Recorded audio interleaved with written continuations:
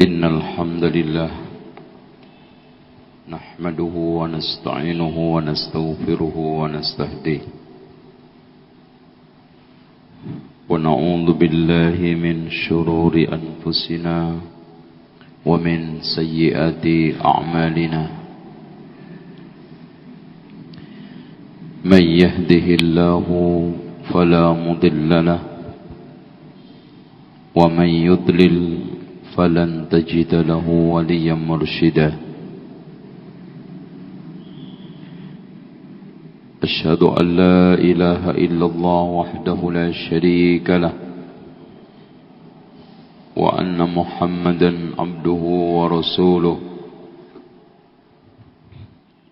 قال الله عز وجل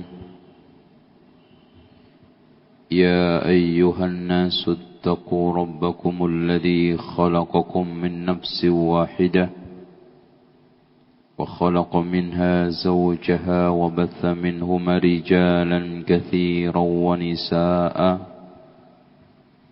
واتقوا الله الذي تساءلون به والأرحام إن الله كان عليكم رقيبا وقال تبارك وتعالى يا أيها الذين آمنوا اتقوا الله حق تقاته ولا تموتن إلا وأنتم مسلمون وقال سبحانه وتعالى يا أيها الذين آمنوا اتقوا الله وقولوا قولا سديدا يصلح لكم أعمالكم ويغفر لكم ذنوبكم ومن يطع الله ورسوله فقد فاز فوزا عظيما فإن خير الحديث كتاب الله وخير الهدي هدي محمد صلى الله عليه وسلم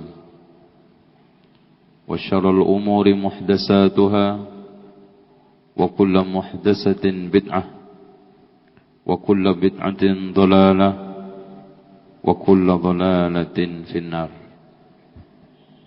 Ikhwas sekalian, kita lanjutkan kajian kita Manhajul Imam Syafi'i fi Isbatil Aqidah.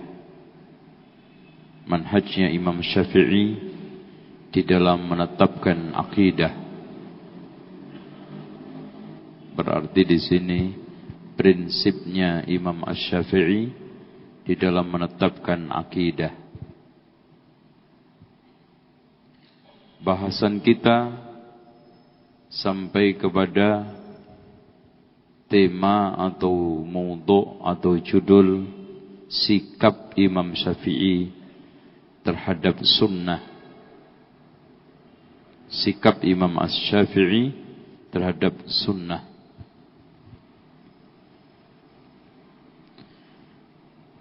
Dan sudah saya jelaskan panjang lebar dalil secara umum baik dari Al-Quran maupun sunnah akan wajibnya kita berhujjah dengan sunnah. Wajibnya kita berhujjah dengan sunnah. Di antaranya hadis yang diriwayatkan oleh Imam Ahmad di dalam musnadnya dan Imam Abu Dawud di dalam sunannya.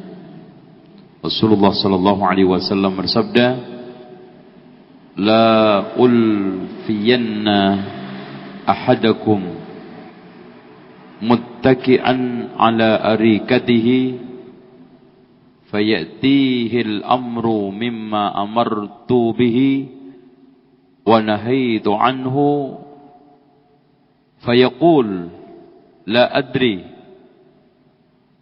ma wajadna fi kitabillahi ittaba'na." Artinya,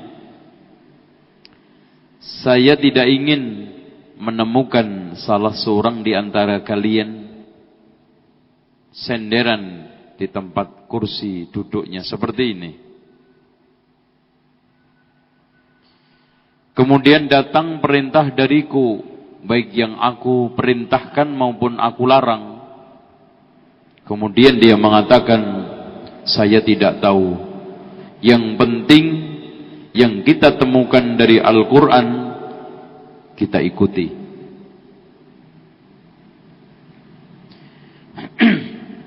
Hadis ini memberikan penegasan kepada kita bahayanya memisah fungsi antara Alkitab dengan Sunnah. Yang kedua, akan munculnya satu firqah nanti di akhir zaman yang mengingkari Sunnah Rasul dan hanya mencukupkan Quran yang disebut dengan Qur'aniun atau ingkar Sunnah. Oleh karena itu, pada kesempatan ini saya akan bacakan sebagian sikap Al-Imam Asy-Syafi'i terhadap sunnah. Di antaranya, beliau mengatakan, mata ruwiyat an Rasulillahi hadisan, kapan saja hadis disampaikan dari Rasulullah, walam akhudhu bihi, saya tidak mau mengambilnya, fa ushhidukum anna aqli qad dhahabat, aku jadikan kalian sebagai saksi akal saya ini sudah hilang. Majnun. Jadi orang yang menolak sunnah menurut pandangan Imam Syafi'i adalah akalnya hilang.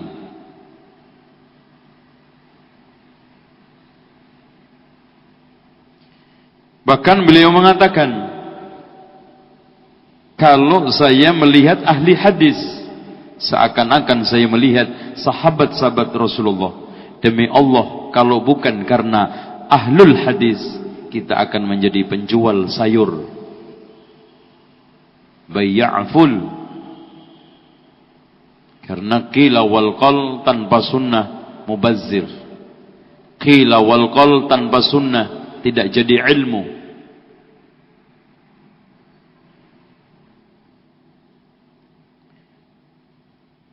Hal ini bukan hanya pengakuan Imam Syafi'i saja, bahkan Imam Ahmad, sahabat dekat Al-Imam Syafi'i, mengatakan, ma ra'aitu adba' lil athar minas Syafi'i. Saya tidak melihat orang yang paling mengikuti athar ketimbang Imam Asy-Syafi'i. Dan beliau di dalam tempat lain mengatakan, laqad kana yadubbu 'anil athar. Imam Asy-Syafi'i sangat tegas dan sangat tegar di dalam membela athar. Dengan demikian, sikap Imam Asy-Syafi'i seperti imam-imam yang lainnya, bahwa as-sunnah menjadi sumber di antara beberapa sumber syariat. Sekarang hadirin sekalian, kita akan membagi sikap orang terhadap sunnah. Sikap orang terhadap sunnah. Mas, tolong diangkat agak sini, Mas. Sini, Mas. Cukup. Kelihatan nggak?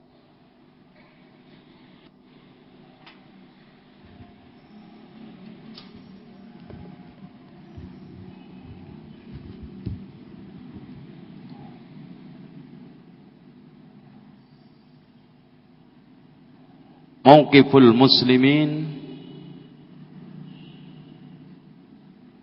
nahwal had nahwal sunnah.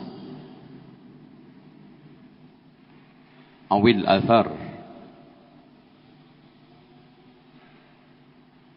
Sikap kaum muslimin terhadap sunnah Rasulullah SAW atau athar.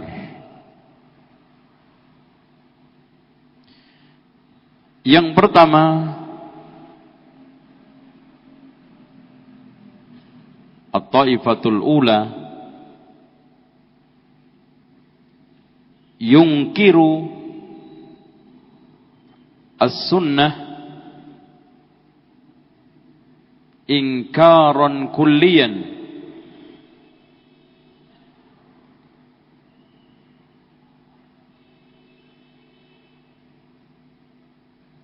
mengingkari sunnah secara keseluruhan. Jadi semua.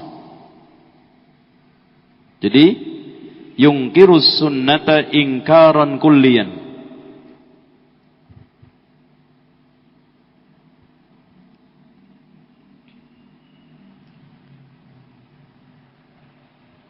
Inilah yang disebut dengan Al-Qur'aniyun atau ingkarus sunnah. Firqah Qur'aniyun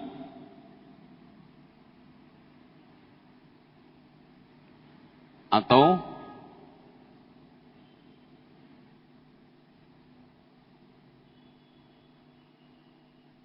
ingkarus sunnah.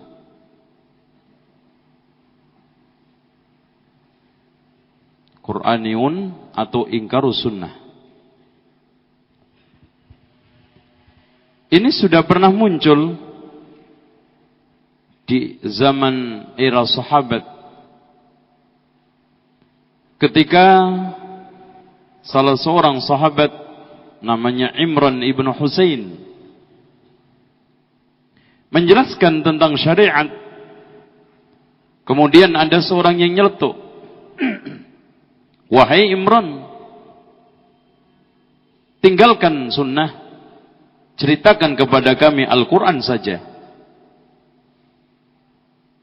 Apa yang dikatakan oleh Imran ibn Husain?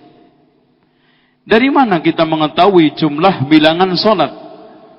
Dari mana kita mengetahui waktu solat? Dari mana kita mengetahui rincian nisab zakat? Kalau tidak dari sunnah. Oleh karena itu, hadirin sekalian, orang yang tidak mau sunnah, dia tidak akan bisa solat dengan sempurna, tidak akan bisa mengalahkan zakat dengan baik, dan juga tidak akan bisa nikah. Gimana nikah?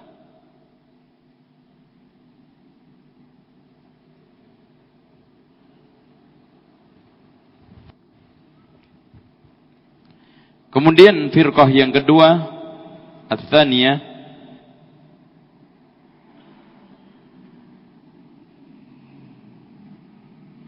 yungkiru as-sunnah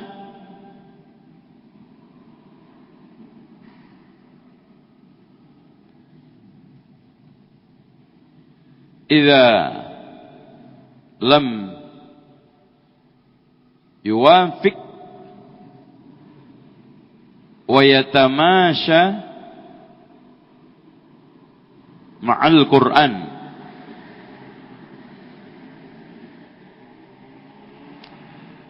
Artinya, kelompok ini hanya mengingkari sunnah yang tidak sejalan, tidak cocok dengan Quran. Artinya sunnah-sunnah yang cocok dengan Al-Quran tetap dia pakai. Seperti haramnya anjing, nggak ada di dalam Al-Quran. Haramnya ular, binatang buas, tidak ada. Jadi kami hanya menerima hukum-hukum dari sunnah yang cocok, yang sesuai, sejalan dengan Al-Quran. Yang tidak, kami tolak.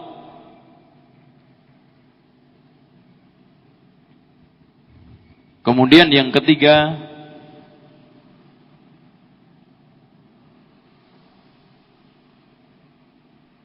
ingkar hadisul ahad hanya mengingkari hadis ahad, terutama fi al-masail al-i'tiqadiyah.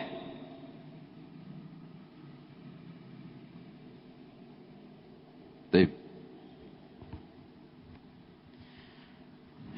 Ini yang akan kita bahas dan kita hadirkan hujjah-hujjah Imam Syafi'i di dalam menetapkan tiga perkara ini.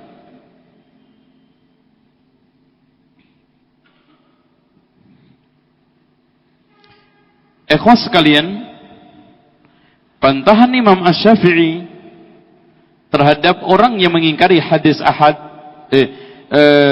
sunnah secara keseluruhan, yang pertama, coba antum buka di dalam surat Al-Jumu'ah ayat 2. Surat Al-Jumu'ah ayat 2.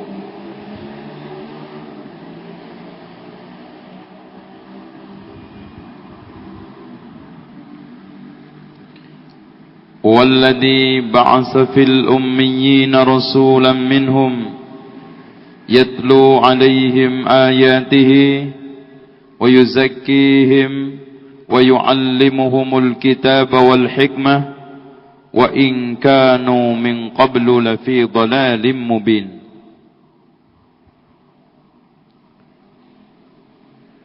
Allah Subhanahu wa taala menyebutkan ayat ini, atau menyebutkan di dalam ayat ini dua sumber hukum, yaitu Alkitab wal Hikmah. Tolong diikutin dengan baik dialognya.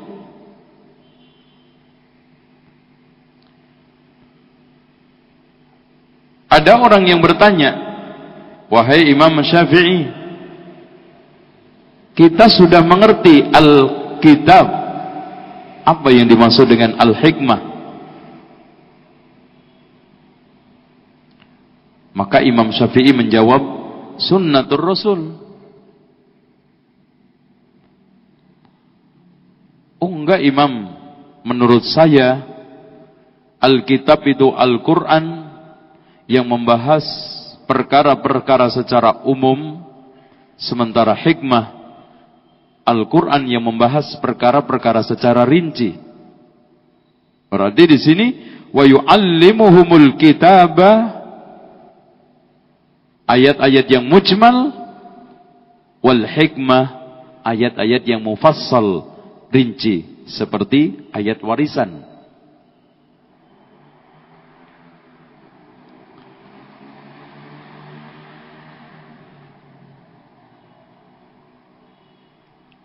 Apakah yang kamu maksud? Rincian-rincian sholat, zakat, puasa? Apakah yang kamu maksud rincian warisan? Kalau yang kamu maksud rincian sholat, puasa, zakat, haji, mana di dalam ayat berapa? Surat apa? Kalau masalah warisan, faraid, sahih. Kata orang ini, ya bisa dua-duanya lah.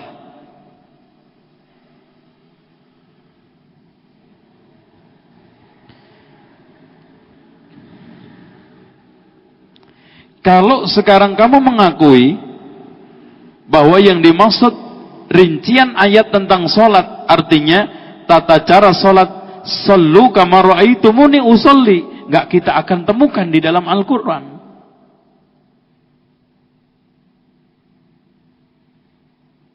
Dari sini Alkitab itu lain, Al-Hikmah itu lain. Dengan demikian layaknya hikmah yang menjelaskan kepada kitab itu dan tidak lain adalah sunnah. Lalu Imam Syafi'i menanyakan balik kepada orang tersebut,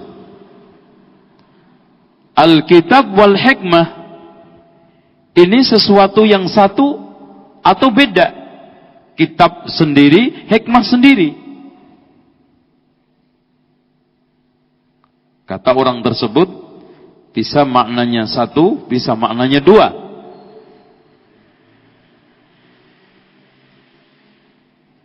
Kalau memang seperti itu pendapatmu, bagaimana pendapat kamu tentang firman Allah, wadkurna ma yutla fi buyutikunna min ayatillah wal hikmah, innallaha kana latifan khabira.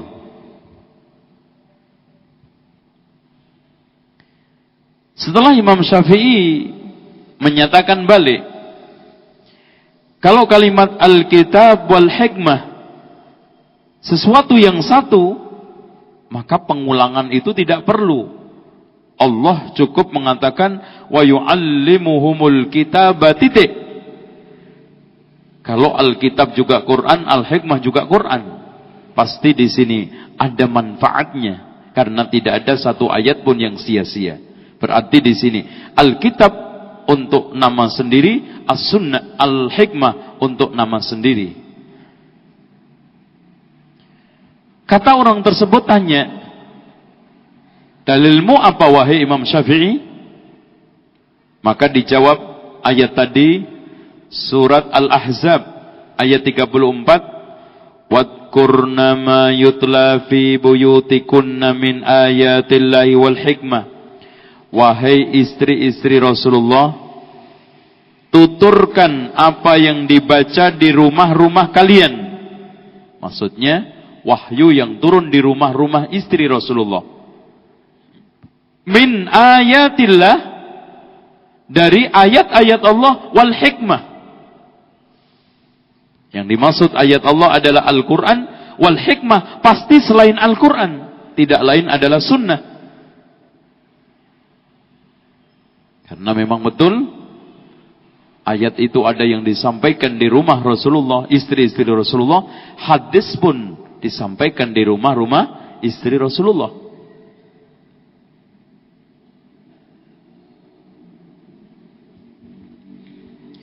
Orang tersebut masih ngeyel, mengatakan, wahai imam, kalau kita tilawatul yatlu, membaca Al-Quran mungkin, membaca sunnah bagaimana? Namanya tilawatul Quran kan masuk akal lah. Kalau tilawatul sunnah mana ada? Yang dimaksud tilawah di sini adalah menyampaikan, mengajarkan. Dan kita menemukan dari Aisyah saja hadirin sekalian 2220 hadis yang kita tidak temukan di luar. Disampaikan oleh Rasulullah SAW di dalam rumah. Termasuk hadis-hadis tentang sholat witir dan qiyamul lailnya Rasulullah SAW. Sahabat yang lainnya mengetahui tidak detail. Makanya kalau antum membaca hadis-hadis Rasulullah, kebanyakan cerita witir dan qiyamul lail disampaikan oleh istri-istri Rasulullah, terutama siapa? Aisyah.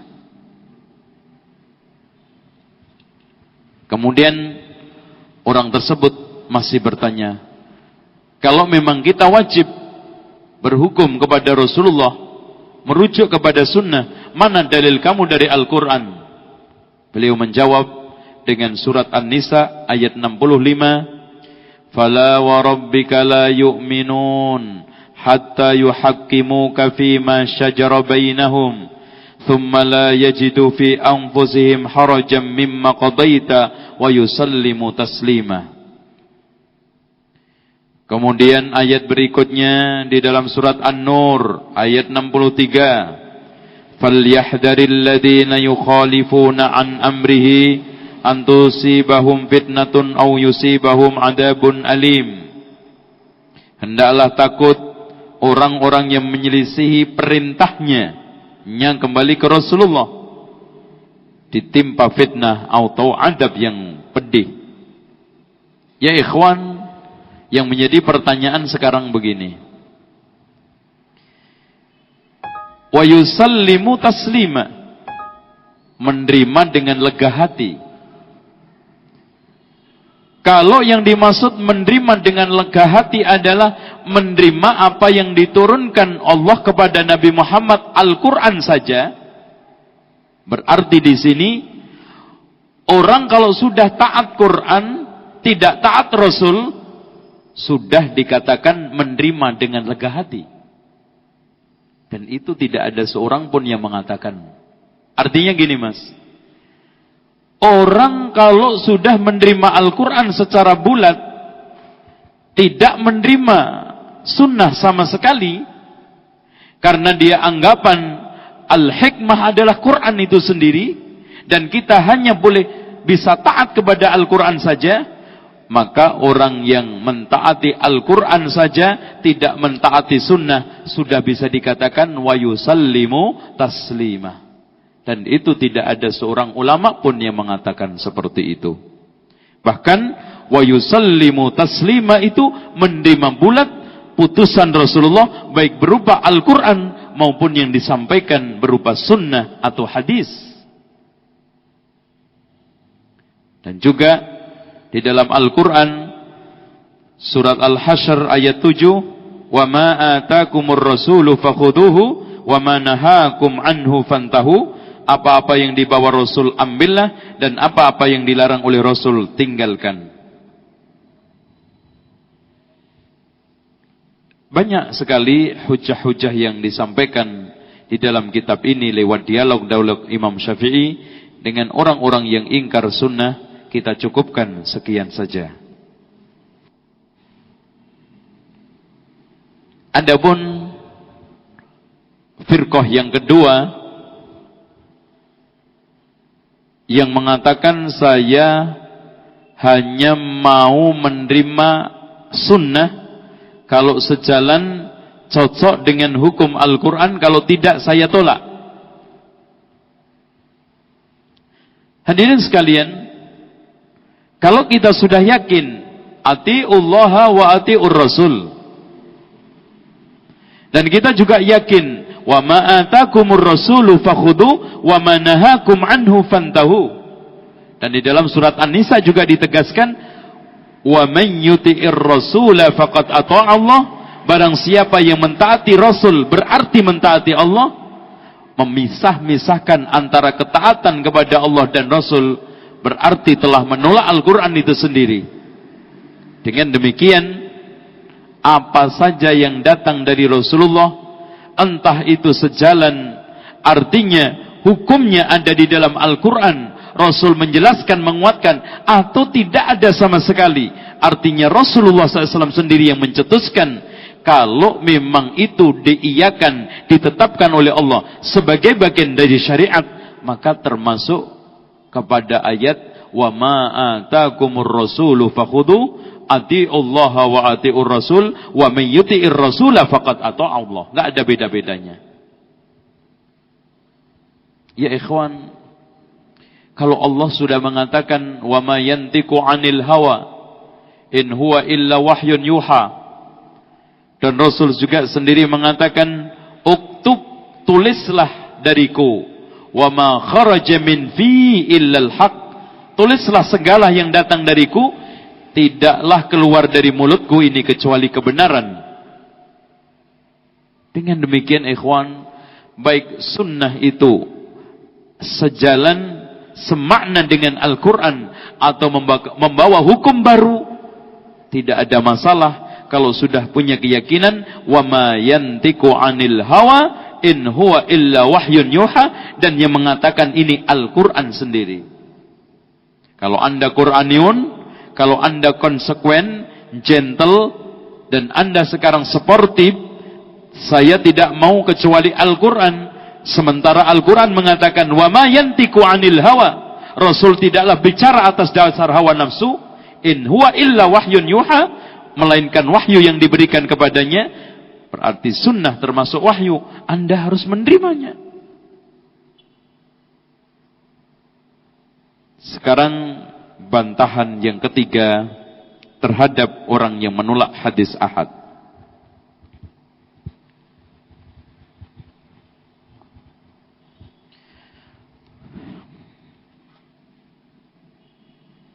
Hadirin sekalian, hadis bisa dinyatakan sahih setelah memenuhi 5 syarat.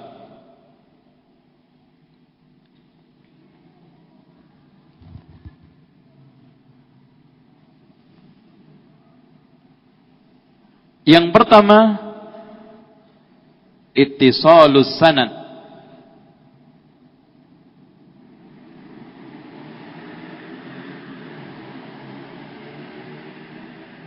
Yang kedua, adalatur rawi.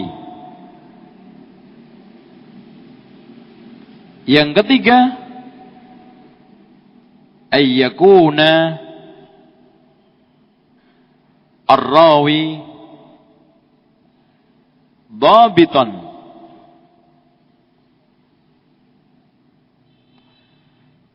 Yang keempat, as-salamah minasyudud. Yang kelima, as-salamah minal illah.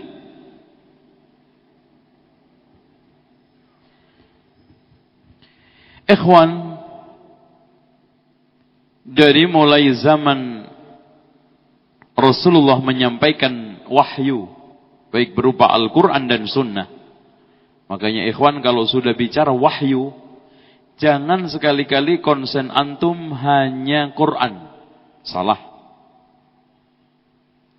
Kalau kita bicara wahyu, persis yang dikatakan oleh Rasulullah di dalam hadis yang diriwayatkan oleh Imam Ahmad, ala inni utitul Qur'an wa mithlahu ma'ahu. Ketahuilah, aku diberi Al-Quran dan sepadan dengan Al-Quran, yaitu sunnah. Dan tadi dasarnya, wa ma yantiku 'anil hawa in huwa illa wahyun yuha. Dan Rasul mengatakan, uktub, tulislah. Dan ini sebagai bantahan juga sekaligus disampaikan panjang lebar juga kalau antum ingin mendengarkan oleh Syekh Albani di dalam kitab di dalam kaset Ar-Raddu 'alal Mustasyrikin, bantahan tela mustasyrik orientalisme yang menuduh hadis itu baru dibukukan abad ketiga. Ketika Rasulullah SAW menyampaikan wahyu, mengatakan uktub wa ma kharaja min fi illa al-haq. Ya ikhwan, Rasulullah sallallahu alaihi wasallam ketika mengirim surat-surat ke raja pakai tulisan apa pakai kaset direkam? Ya ikhwan, pakai tulisan, berarti sudah ada tulis menulis. Dan Ali bin Abi Thalib nulis, Abdullah bin Amr, bahkan Abu Hurairah mengakui keunggulan Abdullah ibnu Amr. Apa? Sesungguhnya aku adalah orang yang terbanyak di dalam mengumpulkan hadis kecuali Umar, yaitu Abdullah ibnu Amr. Dia menulis, aku tidak bisa menulis. Sehingga riwayatnya lebih. Ikhwan,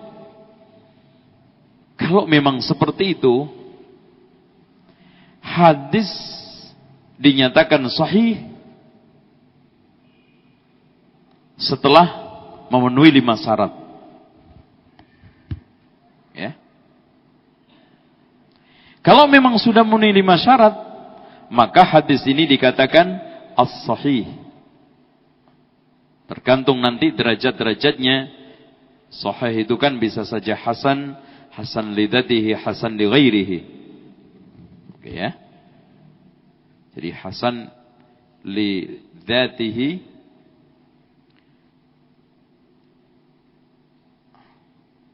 hasan li ghairihi. Oke.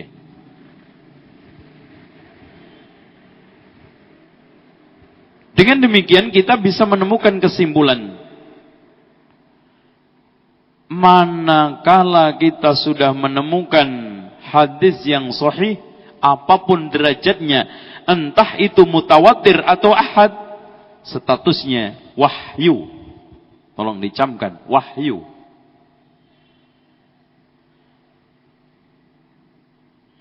Ya, ini kesimpulan. Jadi di mana saja kita telah menemukan hadis yang sahih, apapun jenisnya, entah itu mutawatir atau ahad, maka statusnya wahyu.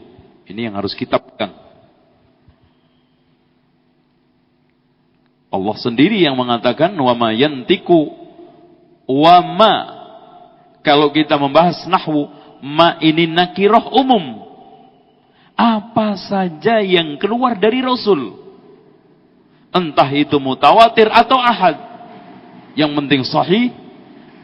Wa ma yantiku 'anil hawa in huwa illa wahyun yuha. Oke? Berarti di sini seluruh hadis bila mana telah memenuhi syarat bahwa hadis itu sahih, statusnya adalah wahyu. Nah, saya ingin jelaskan rincian 4 ini. Ittisalus sanad, sanadnya tidak munqati, tidak putus. Hadirin sekalian, kadang-kadang sanad itu terputus. Ya, terputus. Yang kemarin kita telah jelaskan hadis tentang masalah taharah di Bulughul Maram, ya. Anda yang ngikutin atau enggak? Di sana ada hadis yang diriwayatkan dari Ibnu Juraij, dari Imam Az-Zuhri. Ternyata hadirin sekalian, antara Ibnu Juraij dengan Az-Zuhri ini ada perantara. Sebetulnya Ibnu Juraij dengan Imam Az-Zuhri, yaitu Ibnu Syihab Abu Bakar Ibnu Ziyad Az-Zuhri, tidak pernah nyambung menyampaikan hadis tentang masalah yang terkait dengan qadil hajah, yang Rasulullah sallallahu alaihi wasallam diriwayatkan oleh Anas bin Malik, kalau masuk ke WC mencopot ini cincinnya. Sementara riwayatnya ini tidak ada yang cacat. Hammam rijalnya Bukhari Muslim, Ibnu Juraij juga rijalnya Muslim. Begitu juga Imam Az-Zuhri. Siapa yang meragukan tentang kepakarannya dia dalam hadis? Karena di sini ada inqita', sanadnya tidak nyambung, sehingga hadis ini sebagian ulama ada yang menolak, sebagian ulama ada yang menerimanya. Makanya minimal hadis itu terangkat hanya menjadi hasan li ghairihi. Kalau Imam Malik menolak, Syekh Nasruddin Al-Albani mendhaifkan. Makanya Imam Malik mengatakan boleh berzikir di dalam WC. Lisanian, baik lisan. Sepakat kalau hati boleh, ya. Kan gitu. Ittisalus sanad. Hadis-hadis yang ittisalus sanad seperti innamal a'malu binniyat, ya, itu muttasil.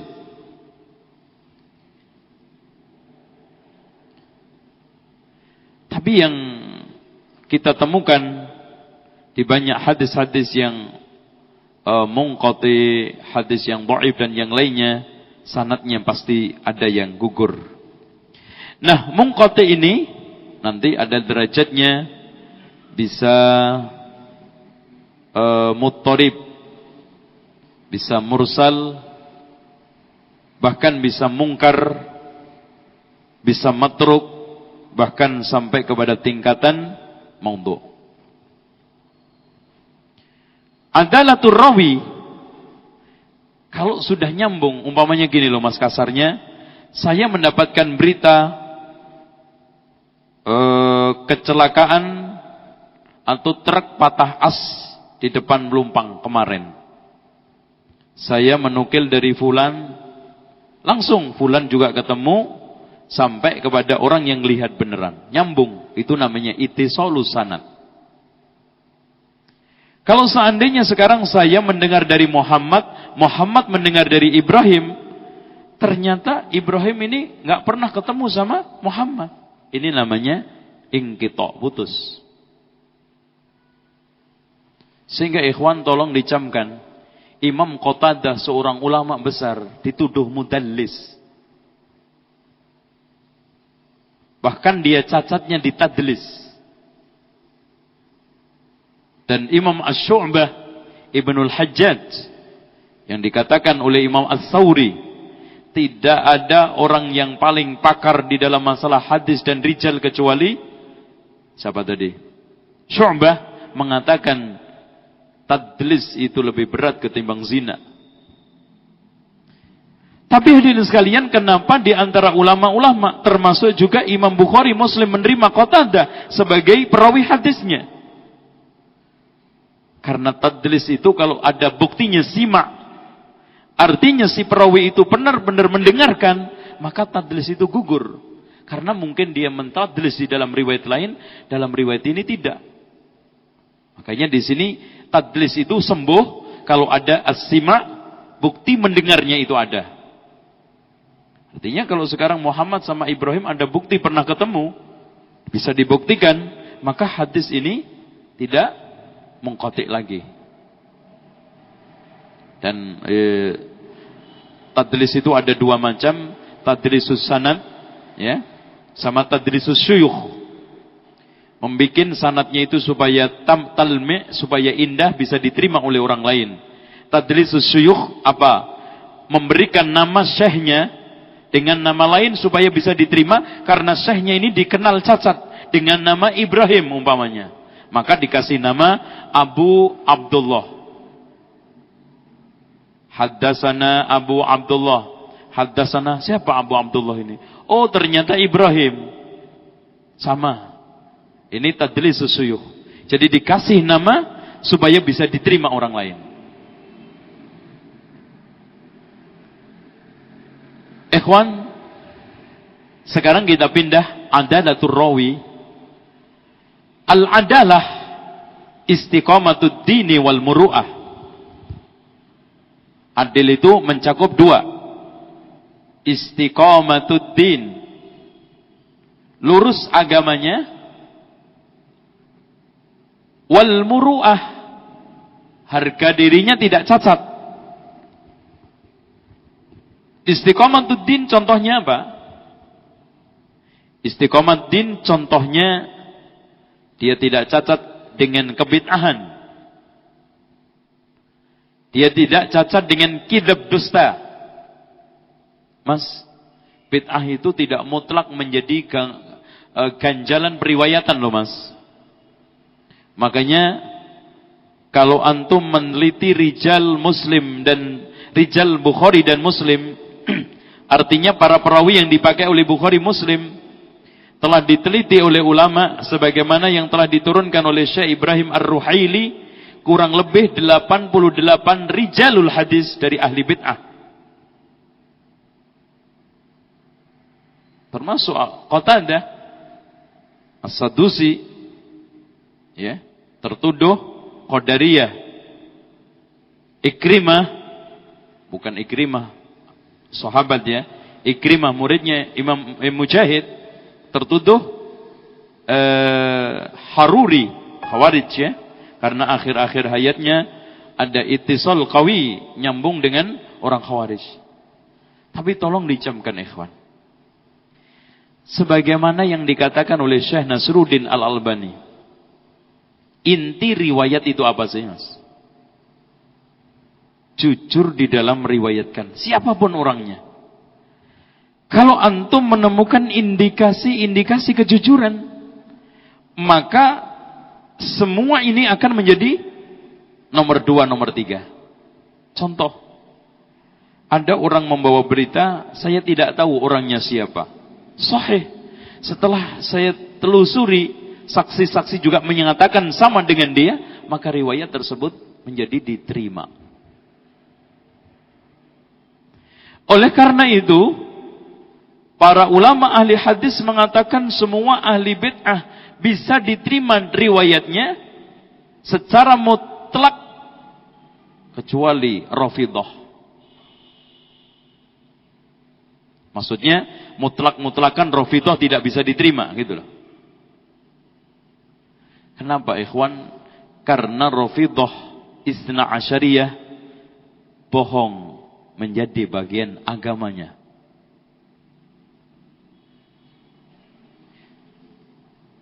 Maka Abdullah ibnu Mubarak mengatakan, Setelah saya cari-cari, ra'yu, akal-akalan ada di dalam ahlul kalam.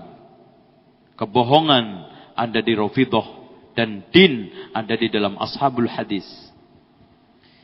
Adapun selain Rafidhah, ikhwan, para ulama memberikan catatan yang penting, tidak dai ahli bid'ah yang mengajak kepada kebid'ahan.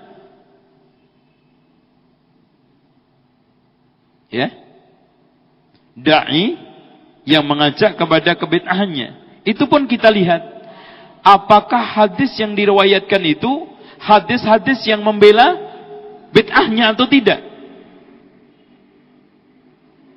Tapi kalau sudah dusta mutlak, karena ujung-ujung inti daripada periwayatan itu apa, Mas? Jujur.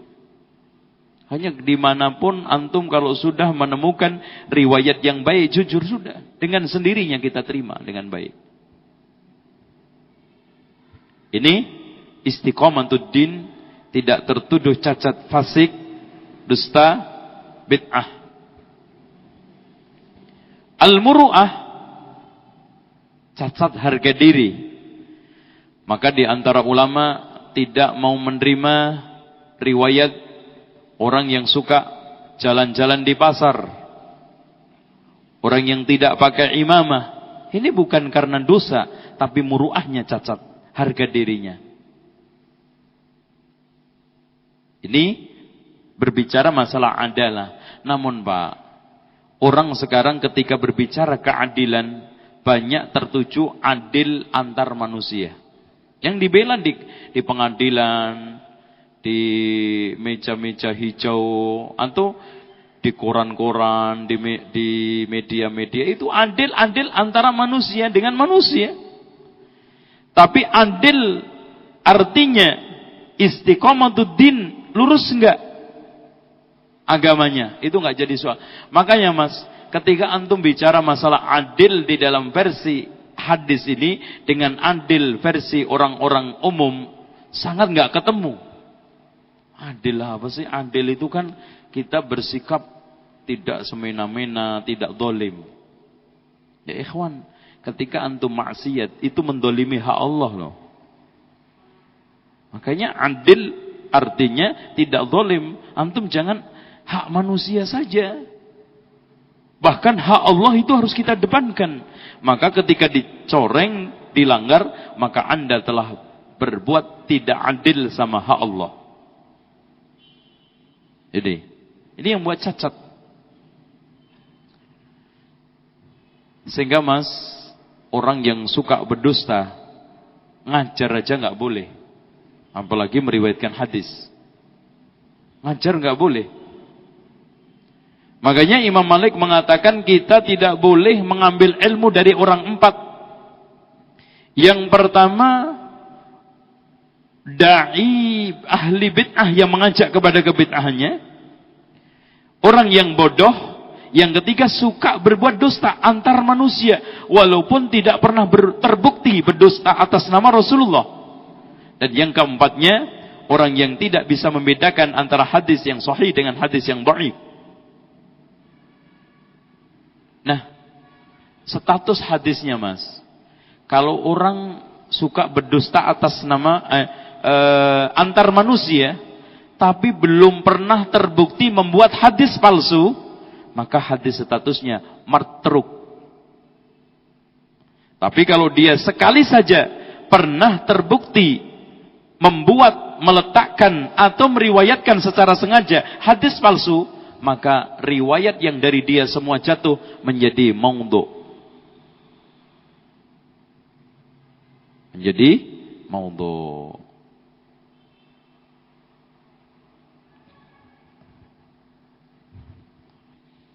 Nah,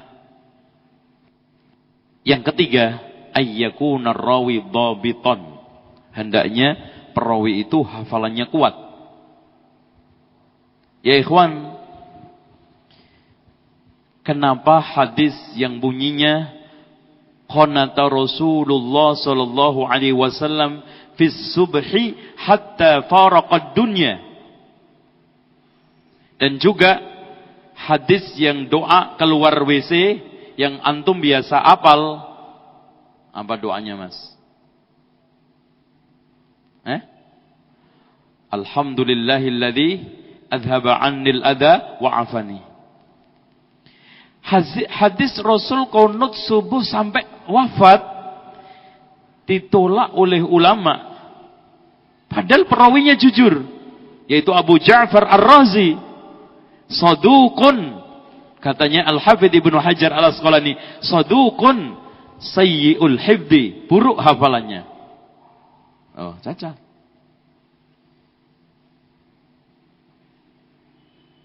Dengan demikian yang seperti ini akhirnya diterima. Seperti Alhamdulillahilladzi adhaba 'annil adha wa 'afani, itu dhaif. Karena Al-Walid ibnu Muslim telah disepakati oleh ulama akan kedhaifannya karena hifadznya lemah.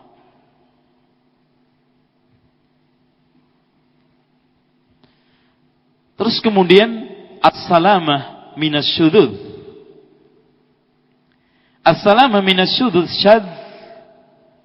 Makanya ikhwan, hadis syadz itu tidak bisa kita katakan langsung dhaif. Makanya Syekh Albani di dalam kitab Sahih Sunan An-Nasa'i ketika mendefinisikan, menstatuskan hadis doa masuk WC, Allahumma inni a'udzubika, dikatakan syadz. Syadz itu apa? Hadis yang sahih menyelisih hadis yang lebih kuat, lebih sahih, atau hadis yang dibawakan oleh perawi yang thiqah, munfarid, menyendiri, nyeleneh, ganjil, menyelisih yang lebih thiqat. Ya. Kalau kita mau bikin contoh, ya, seperti yang dicontohkan oleh Syekh Nasruddin Al-Albani, hadis tarawih 21-23, karena menyelisih hadis yang lebih sahih yang ada di dalam Bukhari Muslim 11-13. Seperti tadi ada doa masuk WC seperti ta'awud, a'udzubika minasyaitonir rajim. Ini hadisnya syadz karena menyelisih seluruh riwayat yang ada di dalam Bukhari, Muslim, Tirmidzi, Nasa'i, bahkan di dalam kitab-kitab yang lainnya, semua bunyinya Allahumma inni a'udzubika minal khubthi atau khubusi wal khaba'ith. Ini syadz. Kemudian salamah minal illah. Sering Imam Al-Hafidz di dalam Bulughul Maram contohnya mengatakan hadis ma'lulun. Ya, ma'lul. Apa yang dimaksud ma'lul? Artinya hadis ini mengandung unsur illah, cacat. Dan illah itu ikhwan sebagaimana yang telah dinyatakan oleh As-Sun'ani di dalam Subulus Salamnya, sababun khafiyun yakdahu fir riwayah la ya'lamuhu illa fatahil minal ulama. Sebab yang sangat samar yang membuat cacatnya riwayat yang tidak diketahui kecuali orang yang betul-betul pakar hadis. Makanya ikhwan, ulama yang ahli ilal itu sangat sedikit, bahkan bisa dihitung dengan jari. Ulama-ulama yang besar, ya, belum tentu semuanya pakar hadis ilal. Di antaranya pakar ilah hadis adalah Abu Zur'ah, Ibnu Hatim, ya. Begitu juga tadi yang ini Syu'bah. Ini semuanya pakar-pakar. Bisa kita sebutkan satu zaman itu, kalau zaman dulu itu ada paling 2-3. Karena ikhwan meneliti cacatnya hadis yang samar. Kenapa hadis ini dhaif? Contoh tadi yang saya katakan, perawi-perawi yang dipakai adalah rijalul hadis, semuanya rijalul Muslim, rijalul Bukhari. Semuanya. Tapi kenapa tidak dipakai? Yang Rasulullah sallallahu alaihi wasallam Idza dakhala al-khala, kalau masuk ke dalam WC, wada'a khatamahu, meletakkan cincinnya. Dari Hammam, disampaikan dari Ibnu Jurayj, disampaikan dari Az-Zuhri. Masya Allah, rijalnya hadisnya sahih semuanya. Tapi hadis ini dianggap cacat oleh ulama. Maka kalau ada orang lihat sepintas saja, hadzal hadisu sahihun ala syartil Bukhari wa Muslim. Ini hadis sahih, memenuhi syaratnya Bukhari Muslim. Karena Hammam Ibnu Yahya rijalul Bukhari Muslim, Ibnu Jurayd rijalul Bukhari Muslim, Az-Zuhri rijalul Bukhari Muslim. Tapi ternyata hadis ini salah alamat. Yang sahih hadis yang diriwayatkan dari Hammam ini, dari Ibnu Jurayd, dari Az-Zuhri, dari Anas bin Malik, Rasulullah sallallahu alaihi wasallam pernah pakai emas, cincin emas. Kemudian orang-orang pada melihat Rasulullah pakai cincin emas, maka semuanya pakai cincin emas. Lalu Rasulullah sallallahu alaihi wasallam membuangnya dan berkhutbah mengatakan, saya tidak akan pakai selamanya. Setelah itu Rasulullah sallallahu alaihi wasallam mengenakan cincin perak. Ini jadi kalau sekarang hadis yang diriwayatkan Ibnu Jurayj sama Az-Zuhri, lafaz ini sahih. Tapi kalau lafaz Rasulullah sallallahu alaihi wasallam ketika masuk WC nyopot cincinnya, tidak benar. Ini kan enggak gampang diketahui orang. Meneliti orang ini ketemu enggak. Dengan demikian ikhwan, masalah ilal, Imam At-Tirmidzi juga memiliki kitab sendiri judulnya Al-Ilal. Bahkan Imam At-Tirmidzi memasukkan Al-Ilal ini menjadi bagian daripada nasakh. Karena kalau sudah hadis itu cacat, maka tidak kepakai. Dengan sendirinya syariat yang dibawa di dalam hadis itu tidak kepakai. Cacat hadisnya. Itu. Dengan demikian ikhwan, ulama yang mengatakan bahwa hadis yang dimana Rasul ketika masuk WC mencopot cincin karena cincinnya ada Muhammad Rasulullah. Masalahnya zikir, kalimat-kalimat thayyibah dibawa masuk ke WC boleh enggak? Kalau sudah cacat, maka hukum larangan bawa ayat, bawa apa saja ke WC tidak berlaku. Karena enggak ada dalil. Mas, tolong dijamkan sumber ulama yang melarang zikir, melarang baca kalimat thayyibah Al-Qur'an atau bawa mushaf, ya. Itu berangkat dari sini. Maka bagi Imam Malik yang tidak menerima hadis ini alias hadis ini cacat, tidak ada masalah. Ente sambil zikir, sambil buang hajat, tidak ada masalah. Itu. Ini loh. Dengan demikian hadis itu kalau sudah cacat, sehingga dengan sendirinya syariat yang ada di dalamnya tidak berlaku. Demikian ikhwan, waktu yang membatasi pula. Sampai jam berapa mas?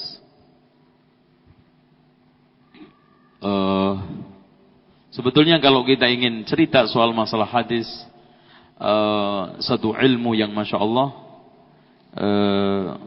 menyenangkan bagi orang yang interest, tapi kalau enggak ngantuk, kalau enggak malah keluar malah.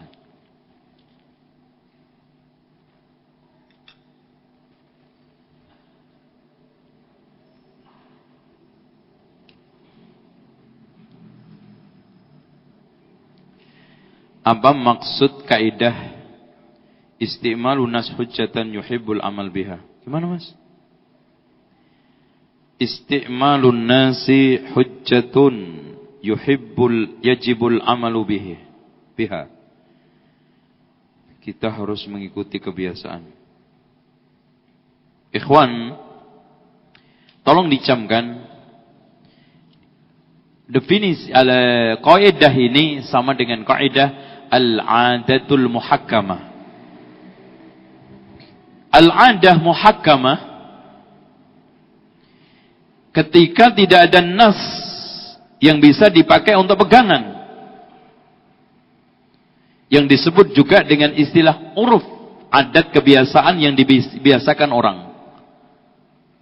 Tapi kalau sekarang nasnya ada, atau adat kebiasaan tersebut melanggar nas, maka yang tidak boleh kita pakai. Makanya para ulama menafsiri ucapan Abdullah ibnu Mas'ud, "Ma ra'ahul muslimuna hasanan fahuwa indallahi hasanun, wa ma ra'ahul muslimuna qabihan fahuwa indallahi qabihun." Itu maksudnya muslimun adalah ulama. Apa-apa yang dipandang oleh ulama baik, maka baik bagi semua kita. Dan apa-apa yang dipandang buruk oleh ulama, maka untuk kita juga buruk. Artinya hasil ijtihad. Tapi kalau sekarang muslim, mas apalagi gaya muslim sekarang, seneng togel. Yang dipandang manusia baik, togel ya baik gitu. Di sisi Allah, rusak. Apalagi sekarang manusia, urusan makanan mas, kata aja dicari. Kata sekarang sudah bukan makanan haram lagi. Bahkan kedai-kedai restoran Swike, apa namanya itu, udah dibuka resmi. Ma ra'ahul muslimuna hasanan, apa yang dipandang baik oleh kaum muslimin, maka itu baik di sisi Allah. Rusak. Yang dimaksud muslimun di sini ulama. Contoh mas ya, uruf yang bisa dipakai pegangan. Soal masalah menetapkan walimah itu di mana? Di rumah laki apa perempuan? Ente dalilnya ada. Harus di laki-laki, harus di perempuan. Rasul pernah walimah itu di tengah jalan. Ketika walimah Sofiyah itu sepulang dari perang Khaybar, bermukim di tengah jalan, bikin kemah, bikin walimah. Makanya di sini lihat urufnya, adat kebiasaan di situ. Kalau memang biasa di masyarakat itu walimah di tempat laki-laki, kalau tempat perempuan-perempuan, kalau dua-duanya laki perempuan, ya udah silakan. Yang penting kuat aja, kan gitu. Kalau mau 3 silakan, di rumah laki, di perempuan, di gedung.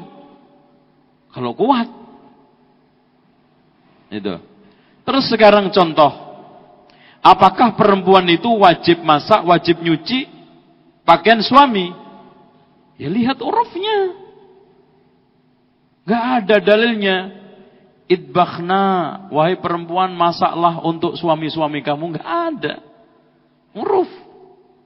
Dan di Indonesia ini uruf bahwa masak, nyuci adalah kerjaan perempuan. Maka manakala perempuan menolak itu, maka dia telah melanggar aturan keluarga rumah tangga. Ini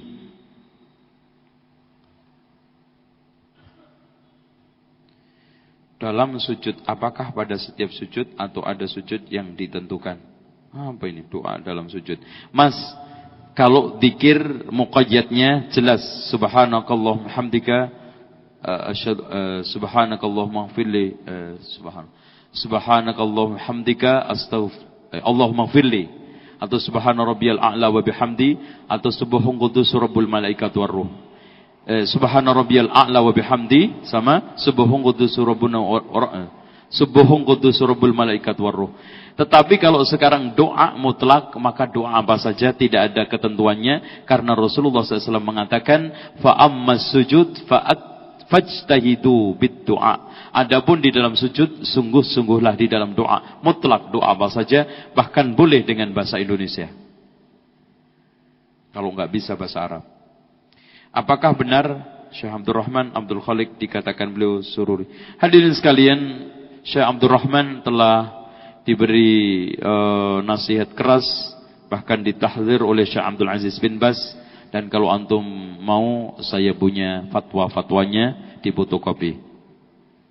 Ustaz, bagaimana dengan hadis menggerakkan jari ketika tasyahud di dalam solat? Di dalam sanadnya katanya ada yang lemah. Itu mas, masalah syad. Hadis syad itu tidak disepakati oleh semua ulama. Seperti solat tarawih, bagi Imam Ibnu Hajar al-Asqalani tidak syad. Bagi Syekh Albani, hadis ini tidak syad. Makanya dia mensunahkan, karena aslinya itu hadis syad itu hadis yang sahih, yang dianggap bertentangan. Makanya di sini wallahu a'lam bishawab ya ikhwan, tidak harus dibenturkan. Artinya begini, aslinya limit wajibnya isyarat, tambahannya adalah sunnah. Makanya Rasulullah mengatakan lahiya asyaddu darbatan 'ala syaitani minal hadid, itu lebih berat buat pukulannya buat syaitan ketimbang besi. Itu. Tidak ada yang benturan. Dengan demikian menggerakkan jari sunnah.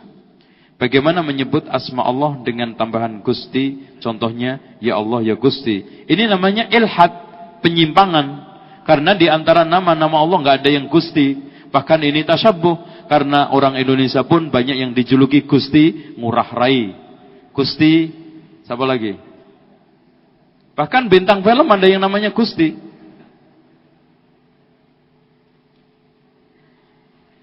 Kehidupan orang mukmin ketika di alam barzah kuburan, apakah hanya tidur menunggu sampai hari kiamat? Betul. Berdasarkan firman Allah surat Yasin, "Man ba'asana mim marqadina hadza." Siapa yang membangkitkan dari tidur kami ini ketika fanufikha fis-sur, ketika sangkakala ditiup. Dan tidurnya tidak seperti dunia, lemah, ya, lelah, tapi tidur nikmat, ya. Tadi Ustadz bilang kalau ingkar sunnah tidak tahu gimana, maksudnya apa ini? Tadi Ustadz bilang kalau ingkar sunnah tidak tahu bagaimana menikah.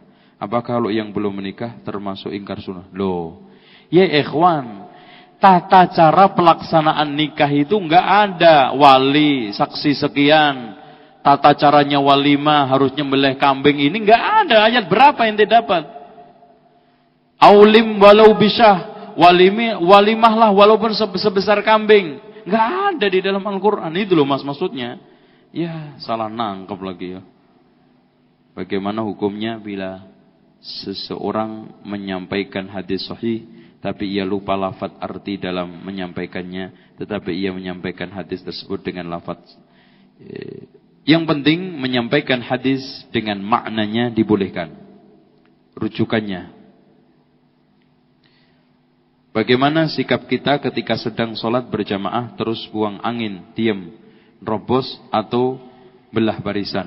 Ya ikhwan, antum keluar. Diam terus gimana? Ya?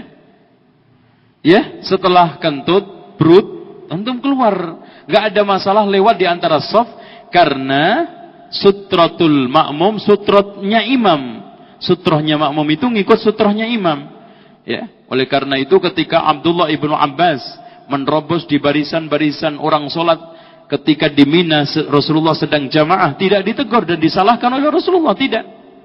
Ini menunjukkan dibolehkan orang lewat di depan shaf jamaah. Yang nggak boleh itu depan imam sama orang sholat sendirian, mas. Antum diam terus gimana sholatnya? Apakah wanita wajib sholat Jumat? Apakah hadis yang menjamaah? Apa itu? Tulisannya nggak jelas. Hadirin sekalian, wanita sholatul Jum'ah itu sunnah. Intinya Jum'ah dan jamaah itu gugur dari perempuan. Mau sholat silahkan, kalau tidak apa-apa. Tapi sholat duhur. Tapi kalau sudah sholat Jumat tidak perlu sholat duhur, karena masing-masing ini saling badal, menjadi pengganti. Kalau yang ganti sudah datang, mengganti datang, ya nggak masuk akal, Thomas. Ana mau nanya yang semalam tentang larangan berhajat menghadap kiblat ada tidak? Ya ikhwan, ini sebetulnya hadis Rasulullah SAW yang bunyinya, "Idza ata ahadukum al-ghaid fala tastaqbilul qiblah wala tastadbiruha walakin syarriku aw gharribu." Jika di antara kalian buang hajat, janganlah menghadap kiblat atau membelakanginya, hendaknya menghadap barat dan timur, karena posisi Madinah itu sebelah utaranya Mekah. Dan dengan hadis Abdullah ibnu Umar pernah ketika di rumah Hafsah, ketika Rasulullah buang hajat, diintip begini. Dilihat ternyata Rasulullah membelakangi kiblat. Ini nanti yang kita akan dudukkan mana yang lebih kuat. Wallahu alam bisawab. Yang sahih kalau memang di bangunan tidak terikat dengan arah, tapi kalau di luar terikat dengan arah. Ustaz, bila kita sedang salat berjamaah dua orang, tiba-tiba tidak ada seorang yang tiba-tiba ada yang nyolek di belakang, maka apa yang mesti dilakukan? Mesti mundur. Antum mundur, dan colekan itu tidak perlu, nanti orangnya malah kaget, repot. Saya menemukan uang di dalam bus kota. Lalu uang tersebut harus diapakan? Berapa? Ana sarankan masukkan ke dalam kantong ini. Ya. Ya ikhwan, saya sampaikan kepada antum semua, kalau besar antum umumkan. Tapi kalau biaya pengumumannya lebih gede ketimbang yang ditemukan, ya antum sedekahkan ke kotak-kotak masjid, ke fakir miskin. Apa hukumnya mencukur bulu kemaluan? Tolong tunjukkan dalilnya. Sunnah.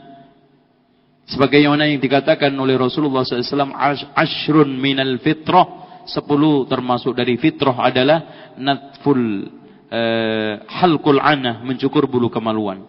Dan Rasulullah SAW sebagaimana yang dikatakan oleh Anas bin Malik, waqatalana Rasulullah SAW fi qassis syarif wa taqlimul adafir wa halqul ana wa natful ibit 40 yauman. Rasulullah memberikan waktu kita untuk nyukur kumis, nyabut bulu kemaluan, nyabut bulu ketiak, nyukur bulu kemaluan, sama nyukur motong kuku 40 hari. Dan hadisnya ini disahihkan oleh Syekh Nasruddin Al-Albani.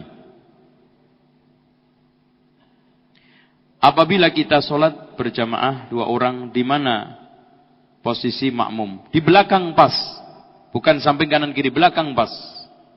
Jadi belakang, seperti makmum di atas 3, 4, 5. Tidak benar kalau belakang kanan kiri. Berdasarkan hadis dari Abdullah ibnu Abbas, pernah ketika sholat di sampingnya, kemudian ada orang yang ikut, maka semuanya ditarik belakang oleh Rasulullah SAW. Apakah minuman ekstra jos, minuman keratindeng itu haram? Antum lihat halal atau enggak itu labelnya. Kalau gitu, ana masih subhat, makanya tidak minum ratindeng dan tidak minum ekstra jos, karena pernah ada yang membikin itu campurannya dari alkohol. Jadi setiap 200 bahan dicampur dengan 9 jerigen, 9 liter alkohol. Teman dikeringkan. Yang menjadi masalah ini takhlil. Kalau khomer dikeringkan menjadi serbuk, apakah itu sudah masuk ke dalam proses takhlil, pencukaan khomer atau belum? Seperti contoh Bika Ambon, ya. Ya, hati-hatinya kita menghindar dari syubhat, karena Rasulullah SAW mengatakan, man waqa'a fi syubhat faqad waqa'a fil haram. Barang siapa yang tercebur ke dalam syubhat, maka dia telah tercebur ke dalam sesuatu yang diharamkan. Anak mau nanya masalah kaligrafi tadi malam. Loh, maksudnya apa? Sudah saya jelaskan ya akhi. Kaligrafi itu tidak dibolehkan karena menentang fungsi Al-Quran yang fungsinya dzalikal kitabul la raiba fihi hudan lil muttaqin. Itu. Dan juga kalau mau kaligrafi di rumah boleh, tapi kata-kata mutiara hikmah, al-qanaatun kanzun la yafna, atau ucapan-ucapan ulama yang bagus itu. Tapi kalau Al-Quran jangan. Karena fungsinya Al-Quran, dzalikal kitabul la raiba fihi hudan lil muttaqin. Masih 5 menit, Mas. Masih 5 menit, Mas.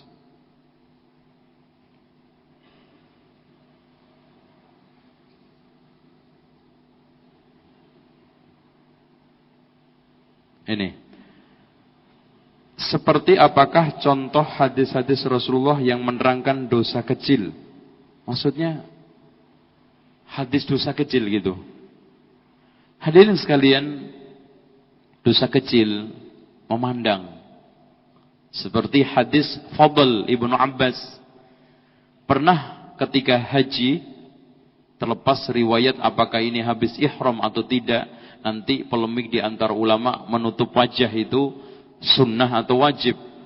Kalau memang jatuhnya di waktu ihram berarti enggak ada masalah. Kalau di luar ihram memang khilaf di antara ulama, menutup wajah itu sunnah atau wajib, itu ada. Ada seorang perempuan dari Khuza'miyah menanyakan kepada Rasulullah, Hadis ini ada di dalam Muslim. Ya Rasulullah, inna faridatallahi ala ibadil hajj fa'adraka abi shaykhan kabiran wa la yasbut fil rahila afa ahujju anhu qala na'am. Kewajiban haji atas hambanya telah ditetapkan oleh Allah. Sementara bapakku menemukan haji dalam keadaan tua renta. Maksudnya pas haji wada itu yang Rasulullah pergi haji sudah tua, nggak bisa haji. Apakah saya hajikan?